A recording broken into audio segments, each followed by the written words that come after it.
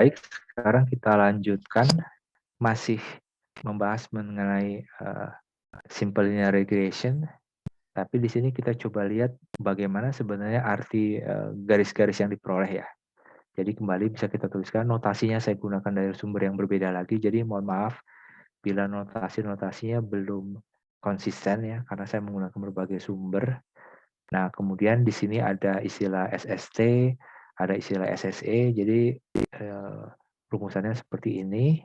Nah, kemudian ada namanya coefficient of determination, itu R kuadrat sama 1 kurang SSE dibagi SSC.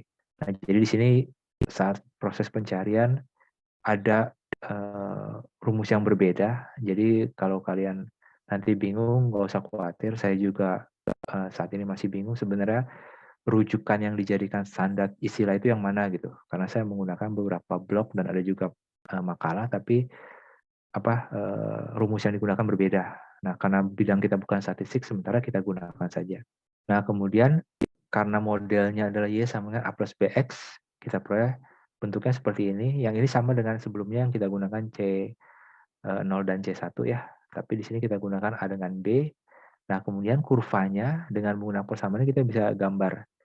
Jadi misalnya kita punya data yang warna hijau ya. Kita punya data yang warna hijau, kita bisa gambar Y sama dengan 1 plus 8 tambah 1,5 X dengan coefficient of determination itu 0,9000899. Nah, itu adalah gambar garis yang warna merah. Bisa juga kita gunakan Y sama dengan 1,5 kurang 1,2 X dengan coefficient of determination 0,852965. Itu garis yang warna biru. Jadi kita lihat dua garis ini mengapit datanya ya. Dan sebenarnya tidak harus sejajar ya. Tapi saya pilih sejajar agar saya lebih mudah untuk menggambarkannya. Jadi tidak harus sejajar. Nah, least square itu sebenarnya adalah mencari koefisien residu yang paling kecil dengan bentuk formulanya tadi kuadrat, karena kita masih membahas mengenai pemrograman kuadrat ya. Jadi yang di sini yang disebut kesalahan itu sebenarnya jarak ini ya. Jadi ada jarak di sini. Nah, ini kalau bentar. Nah, ini ada jarak dari satu data. Ini jaraknya ini, maaf kurang terlihat. Nah, jarak antar data ini adalah disebut sebagai kesalahan tadi residual itu.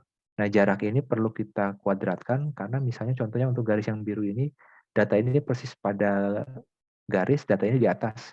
Nah, kalau ada data yang di bawah, maka garis dikurangin data di bawah atau garis kurangin data di atas, ini jumlah kesalahannya dapat saling meniadakan. Oleh karena itu, maka digunakan notasi kuadrat tadi untuk supaya errornya tidak terlihat kecil, padahal sebenarnya bukan error yang kecil, tapi gara-gara proses perumusannya yang kurang baik.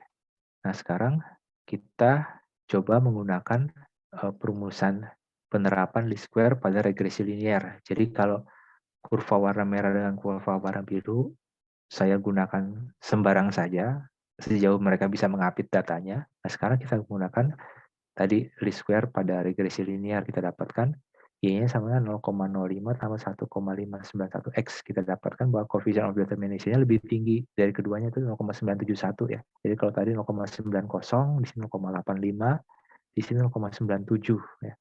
Koefisien determinasi yang paling bagus adalah 1. Jadi kita lihat garis yang hijau ini diharapkan memiliki jarak paling dekat atau minimum terhadap semua data. Jadi bukan hanya terhadap satu dua data, tapi semua data secara keseluruhan. Nah, ini adalah contoh datanya ya. Jadi kalian bisa salin dan tempel data ini untuk kalian olah lebih lanjut, dan kalian bisa lihat apakah ini cocok atau tidak gitu. Jadi implementasi dari 5 dan 6 itu bisa menggunakan persamaan ini ya. Jadi persamaan ini dimasukkan ke dalam suatu coding yang kita misalnya dalam menggunakan bahasa pemrograman Python, sehingga kita bisa peroleh nanti hasilnya adalah ini.